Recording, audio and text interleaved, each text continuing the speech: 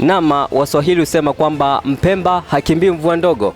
Baada ya Manchester City kubanduliwa nje ya mashindano ya UEFA Champions League na Real Madrid magoli 2-1 ndani ya uga wa Etihad, na Arsenal baada ya kugaragazana na klabu ya Bayern Leverkusen na kuwapiga magoli 2-0 ndani ya uga wa Emirates, sasa usiku wa leo wanapatana ndani ya uga wa Wembley kusaka nani atakayeondoka na kombe la EFL msimu huu wa 2025-2026. Leo tunaye shabiki shakiki wa klabu ya Manchester City. Je, Arsenal watashinda taji lao la kwanza la EFL baada ya miaka 33, au Pep Guardiola ataandikisha ushindi wa kombe lake la kwanza msimu huu wa 2025-2026? Arsenal ni mzuri. Arsenal si mbaya, tukiangalia mchezo wake sio mbaya. Ndio.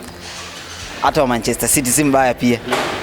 Lazima tutajitahidi tushinde ule mchezo, kwa sababu hatuwezi kuwa tumepoteza vikombe vyote. Si unaona kama EPL ni kama tumedorora kidogo.